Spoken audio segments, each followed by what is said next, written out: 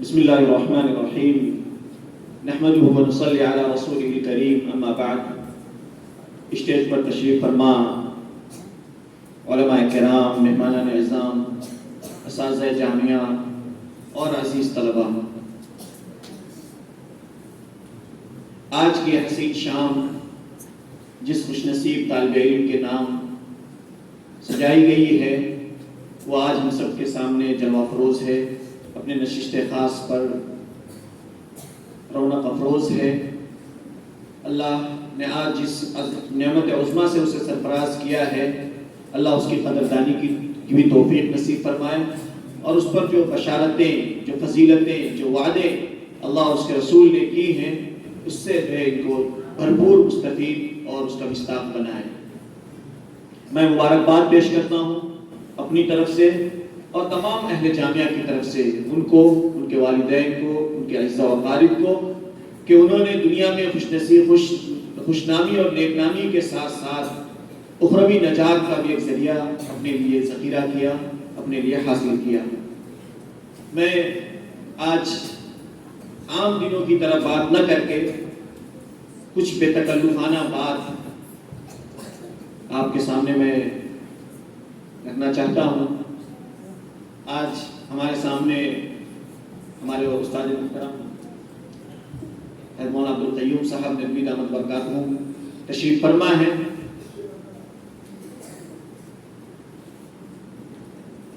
اور ان کے سامنے میری زندگی کا تقریباً 25 سالہ دور ان کے سامنے ہے۔ میں اس وقت جب جامعہ سید احمد شہید کٹولی میں سن 2000 میں پہنچا تھا یا سن 98-99 میں پہنچا تھا، تو اس وقت یہ وہاں شعبہ حفظ کے صدر تھے، اور میں چھوٹا سا تھا، تقریباً میری عمر اس وقت 13-14 سال کی عمر رہی ہوگی میری، اور میں وہاں عربی کے بالکل ابتدائی کلاس میں پہنچا تھا۔ اور جیسا کہ حضرت مولانا نے کہا کہ واقعی اس وقت کا جو جامعہ کا ماحول تھا بہت ہی تنافس کا ماحول تھا، کمپٹیشن کا ماحول تھا، محنت کا ماحول تھا۔ جس طرح ہمارا یہ ادارہ شہر سے کٹ کر، آبادی سے کٹ کر الگ تھلگ کے کونے میں ہے، بالکل بعینی ہی اس سے بڑے پیمانے پر جامعہ سید احمد شہید لکھنؤ ہردوئی شاہراہ سے تقریباً 1.5-2 کلومیٹر اندر ببول کی جنگلات کے اندر ایک غیر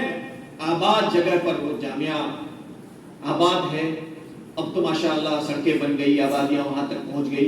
ہم لوگ جب پہنچے تو اس وقت آبادی سے بالکل کٹا ہوا ادارہ تھا، بلکہ ہم سے پہلے جو لوگ وہاں تھے، جس زمانے میں ادارہ قائم ہوا، وہاں پتہ چلا راستہ نہیں تھا، دن میں جاتے ہوئے لوگ ڈرتے تھے۔ اس ویرانے میں لے جا کر ایک حسین تصور کے ساتھ، ایک عظیم منصوبے اور پلاننگ کے ساتھ، ایک عظیم شخصیت نے، ایک عظیم شخصیت کی سرپرستی اور نگرانی میں، اور ایک عظیم شخص کے طرف منسوب کر کے جامعہ سید احمد شہید کے نام سے تحریک شہیدین حضرت سید احمد شہید رحمۃ اللہ علیہ کی طرف منسوب کر کے انہی عظیم مقاصد کے تحت اس ادارے کی داغ بیل ڈالی تھی، جس کے اثرات ہم نے اپنے زمانے طالب علم میں محسوس کیے۔ لائٹ نہیں تھی، لائٹ نام کی برائے نام لائٹ تھی، اور وہ شاید 24 گھنٹے میں 2-3 گھنٹے آتی تھی۔ ہم لوگوں کی اکثر 9 سالہ 10 سالہ زندگی جامعہ کے اندر گزری، تو میں بلا ناغہ یہ بلا مبالغہ کہہ سکتا ہوں کہ اگر اوقات کو تقسیم کیا جائے تو 6 سال کی زندگی ہم لوگوں نے اندھیرے میں گزاری۔ کھانا اچھا نہیں تھا، گرمی پڑتی تھی، آس پاس کوئی دکان اور مارکیٹ نہیں تھی، ضروریات سامان، ضروریات زندگی کے لیے ملیح آباد اور لکھنؤ کا سفر کرنا پڑتا تھا، جو بھی ایک مستقل سفر رہا کرتا تھا۔ لیکن ان سب کے باوجود اس جامعہ میں ایک عجیب طرح کی روحانیت تھی،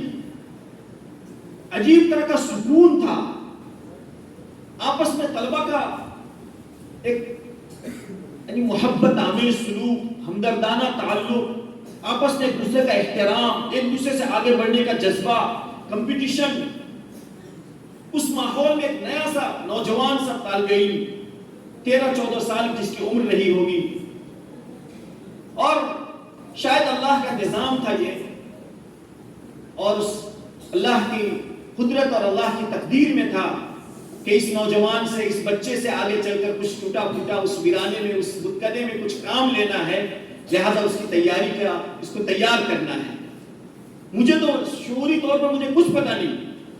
آج ان حضرات کے منہ سے، ان حضرات کی زبان سے سنتا ہوں کہ میں بہت ہی کمپٹیشن کرتا تھا۔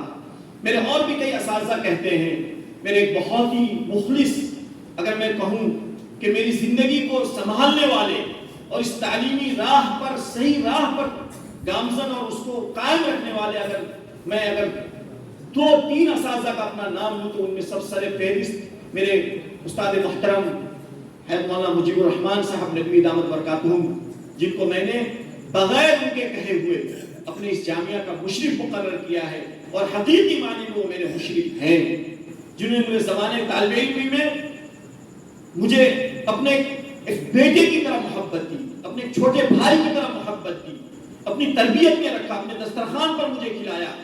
میری تربیت کی انہوں نے۔ اور جب میرا قدم ڈگمگاتا تھا زبان طالب علم میں، پریشانیوں سے میں وہاں سے گھبراتا تھا، نکلنا چاہتا تھا، تو سمجھاتے تھے مجھے کہ حنیف ایسا مت کرنا۔ بسا اوقات ایسا ہوتا تھا گھر آنے کے لیے پیسے نہیں ہوتے تھے، وہ کرائے کے پیسے دیتے تھے، جیب خرچ کے پیسے نہیں ہوتے، جیب خرچ کے پیسے دیتے تھے۔ تقریباً 6 سال میں ان کی زیر تربیت رہا۔ انہوں نے اپنے ایک چھوٹے بھائی اور ایک بیٹے کی طرح انہوں نے میری محبت اور میری تربیت کی۔ کلاس میں جو پڑھاتے تھے اس کے علاوہ بھی جو ہے الگ سے وہ مجھے ایکسٹرا کلاس لیتے تھے، میری رہنمائی کرتے تھے، فلاں کتاب مطالعہ کرو، فلاں کتاب پڑھ کر آؤ مجھے سناؤ، فلاں کتاب کا خلاصہ تم کرو۔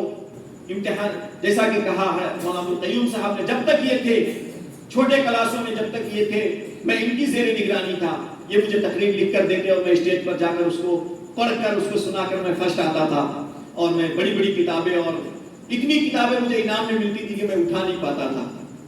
اس کے بعد جب یہ وہاں سے تشریف لے آئے اور میں جب ثانویہ میں پہنچا، یہ اللہ کا نظام تھا کہ جب تک یہ حضرات تھے میں ان کی زیر نگرانی تھا۔ یہ نیپالی ہونے کے ناطے میرا بہت خیال رکھتے تھے، میں چھوٹا سا تھا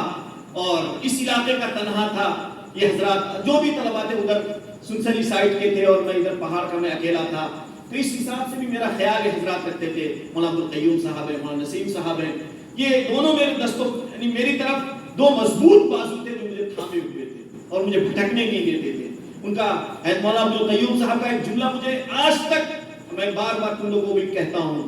مجھے کہتے تھے حنیف شمع محفل کی طرح سب سے جدا سب کا رفیق، یہ تمہارا شعار ہونا چاہیے۔ شمع محفل، چراغ جب جلتا ہے تو اس کی روشنی سب کو پہنچتی ہے، لیکن اگر کوئی اس میں اندر اس کے پاس جانا چاہے، اس کو ٹچ کرنا چاہے تو اس کو جلا دیتا ہے۔ ان کا یہ کہنا تھا کہ تم اس طرح رہو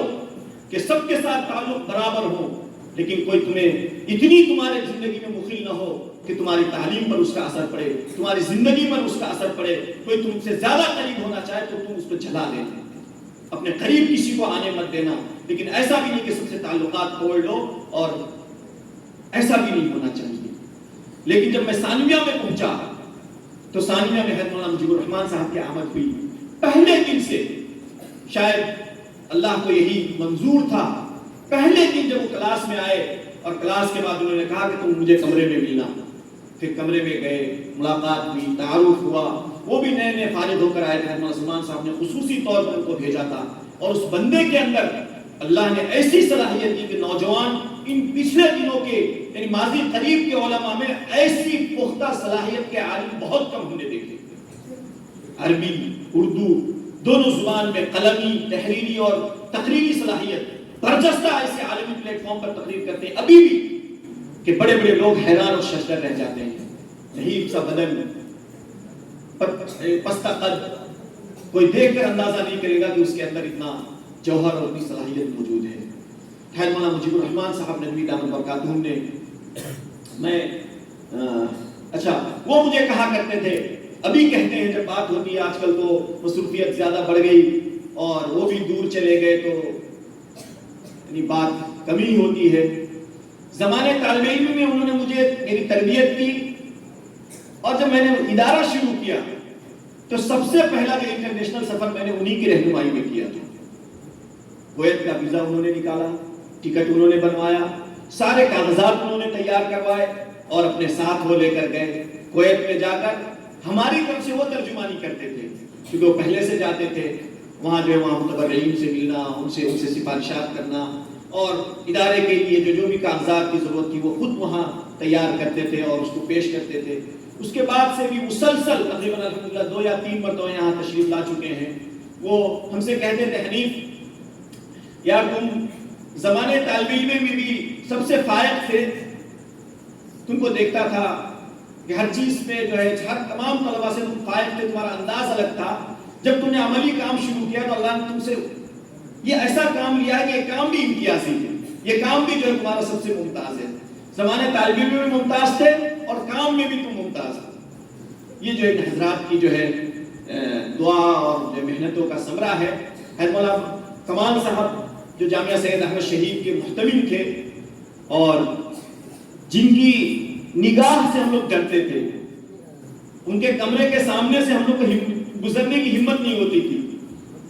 کمرہ بند ہو تب بھی جو ان کے کمرے کے سامنے سے گزرنے کی ہمت نہیں ہوتی تھی۔ یہاں تک کہ وہ کلاس میں عالیہ میں پہنچنے کے بعد جب ان کا گھنٹہ لگا اپنے کلاس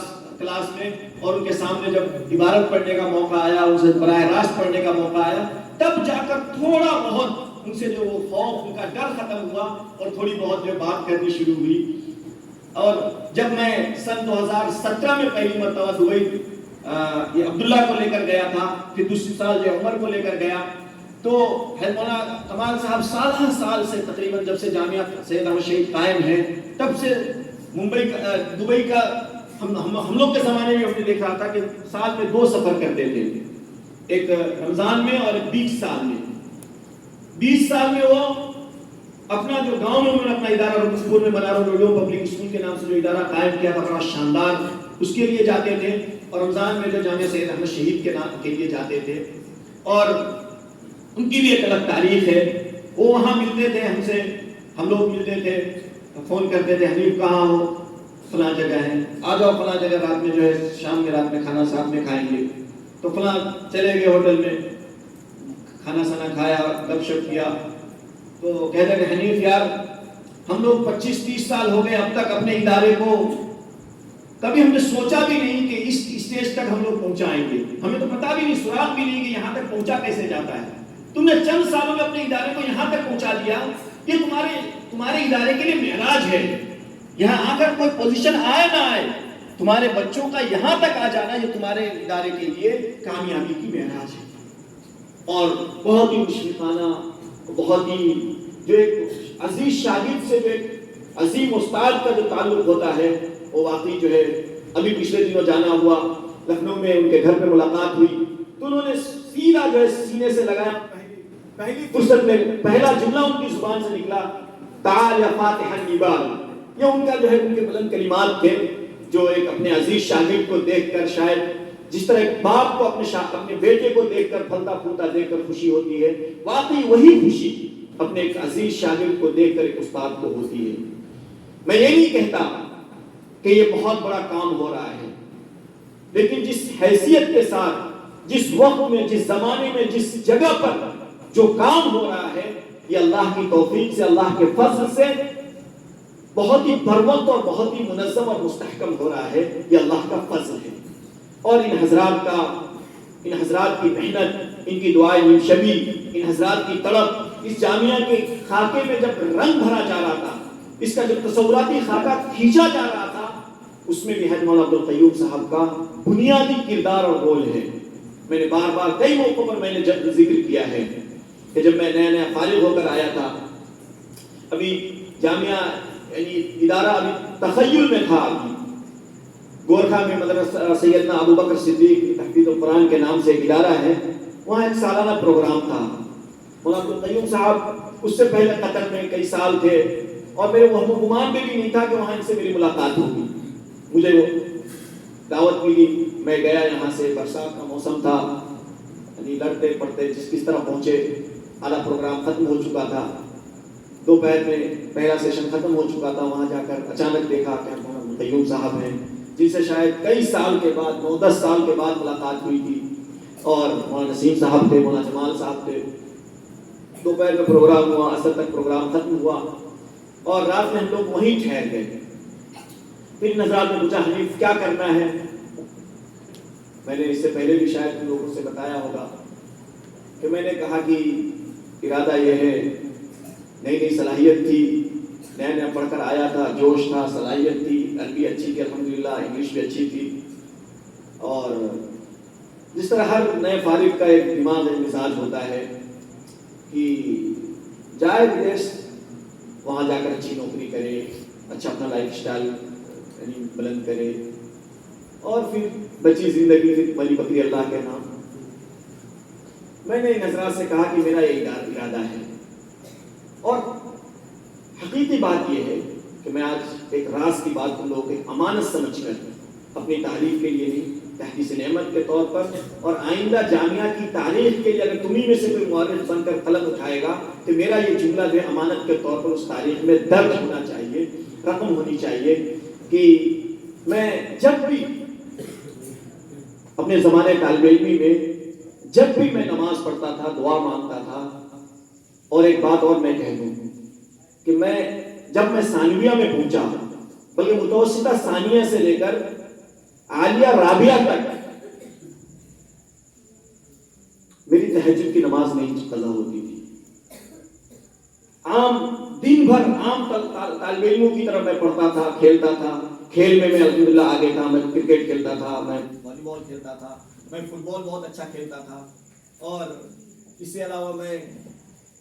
وہاں کی جو دیگر ثقافتی پروگرامز ہیں میں تقریر میں حصہ لیتا تھا، مقالے میں حصہ لیتا تھا، میں ورزش کا کمانڈر تھا، ثانویہ سے لے کر عالیہ رابعہ تک 7 سال میں جو ہے وہاں کے پورا کمانڈر ان چیف تھا۔ میں بچوں کو 500-600 طلبہ کو ورزش کراتا تھا، پریڈ کراتا تھا، تو لیکن رات میں جب طلبہ سو جاتے تھے 2:30 بجے میرا معمول تھا کھانا کھا کر 10-11 بجے تک سو جانا، پھر ادھر 2:30-3 بجے میں اٹھتا تھا، اور پھر فجر میں جب بچے اٹھتے تھے تو عام بچوں کے ساتھ پھر اس سے جو رات کی جو 100ویں کی پڑھائی ہوتی تھی وہ میری زندگی کی تعلیمی زندگی کا سرمایہ تھا، اور یہ بہت کم لوگوں کو معلوم تھا۔ میرے استادوں میں 1-2 استاد جو نگراں تھے، جو جگانے آتے تھے، انہی کو پتا تھا کہ میرا یہ معمول ہے، باقی کسی استاد کو بھی معلوم نہیں تھا، کسی بچوں کو بھی معلوم نہیں تھا، اپنے ساتھیوں کو معلوم نہیں تھا۔ میں متوسطہ اولیٰ سے لے کر عالیہ رابعہ تک جو 9 سال ہوتے ہیں اس میں 8 سال اپنے کلاس میں فرسٹ آیا اور 1 سال سیکنڈ آیا۔ میرے کلاس کے کوئی طالب علم مجھ سے نہیں بولتا تھا، ایک تنافس کے ساتھ کہ دیکھتے ہیں یہی ہمیشہ آگے جاتا ہے، یہی ہمیشہ آگے رہتا ہے، یہی ہر چیز میں آگے رہتا ہے۔ دیکھ جو یعنی حریف کیا کہتے ہیں معاصرانہ جو چپترش ہوتی ہے، کوئی ان سے میرا لینا دینا نہیں تھا، کوئی میرا ان سے مالی کوئی ان سے اختلاف نہیں تھا، کوئی خاندانی اختلاف نہیں تھا، لیکن ایک تنافس جو تھا آپس میں، اور اسی تنافس میں الحمدللہ اتنا آگے بڑھایا کہ آج ہمارے کلاس کے جو جیسا کہ مولانا نے کہا ہمارے کلاس کے جو طلبہ ہیں، جو میرے ساتھی ہیں، الحمدللہ آج کوئی آئی بی میں ہیں، کوئی جے این یو میں جو ہے اپنے جو لیکچرر ہے، کوئی اپنے علاقے میں بڑا کام کر رہا ہے، ہر ایک جو اپنی جگہ پر اچھا کام کر رہا ہے۔ اسی تنافس اور اسی جو ہے مسابقہ اور کمپٹیشن کا جو ہے یہ ثمرہ ہے۔ امتحان کا اعلان آ جائے، کیا مجال کی جو ہے یعنی ایک دوسرے سے ملاقات ہو جائے، ہر ایک جو ہے مسجد کا کونا پکڑ لیا، کسی نے کسی درسگاہ کا کونا پکڑ لیا۔ ہمارے پاس ساتھی تو وہ تھے کہ جو نہانا، کپڑا بدلنا اور نہانا تک چھوڑ دیتے تھے، اس تنافس کے ساتھ کہ کلاس میں اچھے نمبرات لانا ہے۔ ایک مرتبہ ایک حادثہ پیش آیا، شاید عالیہ رابعہ عالیہ ثانیہ کا کلاس تھا، پہلا پرچہ سالانہ کا مولانا اکبر علی صاحب کا تھا، بہت ہی ہارڈ، اتنا سخت پرچہ کہ وہ کتاب سے بالکل باہر کا، تو اس کو ہم لوگوں نے برداشت کر لیا، چلو۔ دوسرے دن قطر الندى یا شذور الذهب کا پرچہ تھا، وہ بھی ویسا ہی ہارڈ، اس کو بھی برداشت کر لیا، چلو۔ تیسرے دن حدیث کا پرچہ تھا، مصطلح الحدیث کا، اور ہمیں معلوم تھا کہ جس استاد نے بنایا ہے وہ استاد بھی اس پرچے کو حل نہیں کر سکتے، اتنا ہارڈ انہوں نے بنایا تھا، اور مجھے پوری وہ کتاب یاد تھی الحمدللہ۔ مصطلح الحدیث تقریباً 150-200 صفحے کی کتاب ہے، میں نے پوری حفظ کی تھی، اور مجھے جو ہے وہ مجھے امتحان میں جو یعنی آ تو سب رہا تھا کیونکہ پوری کتاب حفظ تھی، لیکن لکھنا اتنا تھا کہ اگر 3 گھنٹہ پورا لکھتا تو شاید پوری کتاب لکھنی پڑتی۔ انہوں نے کیا کیا تھا کہ جو ابواب کی جو ہیڈنگ ہوتی ہے اس کو 2-4 ہیڈنگ اور فصول کا نام لکھ کے نیچے سوال بنا دیا. ہر سوال میں 1/4 کتاب لکھنی تھی, ہر سوال میں 1/4 کتاب لکھنی تھی. تو مجھے تو تھا کہ میں لکھ لوں گا الحمدللہ, لیکن ہمارے جو دوسرے ساتھی تھے وہ کہتے تھے یار لگاتار 3 دن ہو گئے, کیا اس سال ہمارے کلاس کے ساتھ ممتحنین کو کیا ہو گیا ہے. تو ہم لوگوں نے آنکھوں میں اشارہ کیا اور ہم لوگوں نے واک آؤٹ کیا. یہ تم لوگ اس لیے نہیں کہہ رہا ہوں کہ تم لوگ بھی یہ کرنا. تو ہم لوگوں نے آنکھوں میں اشارہ کیا اور ہم لوگ امتحان حال سے نکل آئے. محترم صاحب نے بلایا, مولانا کمال صاحب نے بلایا کہ کیا ہے تم لوگوں کا, کیا مسئلہ ہے. تو ہم لوگوں نے اپنی بات رکھی, 3 دن کا پرچہ دکھایا اور ہم نے ان سے کہا کہ مولانا جی آج کا جس نے پرچہ بنایا ہے استاد کو اگر دے دیا جائے تو ان کو بھی نہیں سمجھ میں آئے گا کہ انہوں نے کیا بنایا ہے. تو مولانا کمال صاحب نے کہا کہ محترم صاحب سے کہا کہ یہ مسئلہ یہ نہیں کہ لوگ فیل ہو جائیں گے اس لیے لوگ واک آؤٹ کیے ہیں, مسئلہ یہ ہے کہ ان میں سے کون فرسٹ آئے گا کون نہیں آئے گا, اس لیے ان لوگوں نے واک آؤٹ کیا ہے. یہ انہوں نے کہا. اور پھر جو ہے پرچہ چینج ہوا اور دوسرے استاد سے پھر جو ہے اس کا امتحان باضابطہ پھر بعد میں ہوا, الگ کہانی ہے.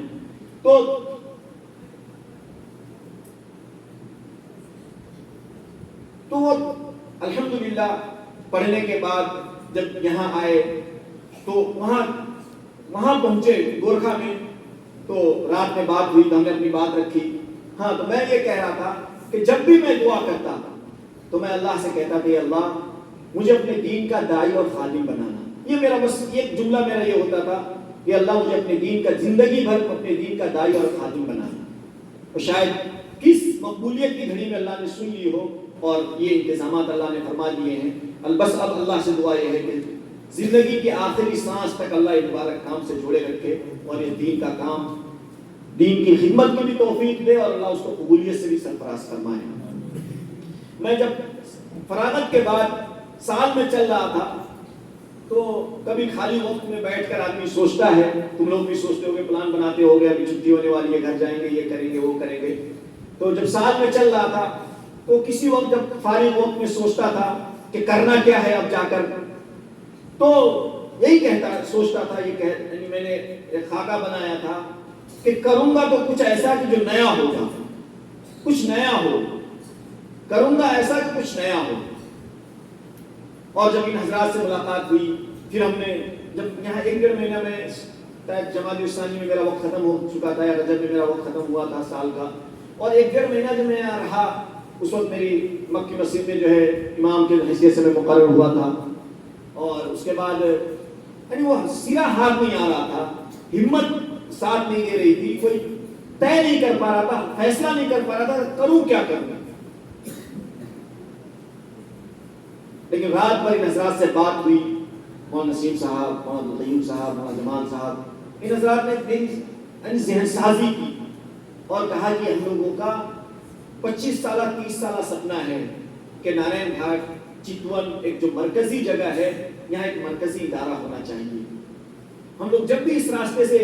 چاہے مدرسے کے لیے جائیں, لکھنؤ کے لیے جائیں, یا لکھنؤ سے واپسی میں سنسنی کے لیے جائیں یا کاٹمنڈو جائیں, جب بھی یہاں سے گزرتے ہیں تو بہت ہی محرومی کا احساس ہوتا ہے اور اس کا احساس ہوتا ہے کہ یہاں ایک مرکزی جگہ پر ایک مرکزی ادارہ ہونا چاہیے. اللہ نے تمہیں موقع دیا ہے,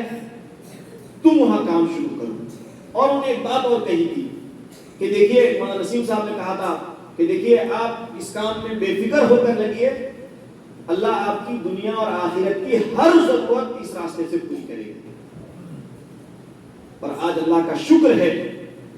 کہ میں اپنی زندگی پر اتنا مطمئن ہوں اور میں برملا کہہ سکتا ہوں کہ اگر میں دبئی اور قطر اور سعودی جا کر وہاں مر مٹ کر بھی شاید میں اتنا نہیں کر پاتا جو اللہ نے مجھے اس دین کے راستے سے اور اس دین کی خدمت کے نام پر اللہ نے ہمیں نواز دیا ہے, دے دیا ہے. تو آج جو بھی بات ان حضرات کے سامنے, یہ حضرات میری زندگی کے عینی شاہد ہیں. میں نے ان کی زیر تربیت اپنا زمانہ طالب علمی گزارا ہے. میں نے ان حضرات کے سامنے اپنا یہ عملی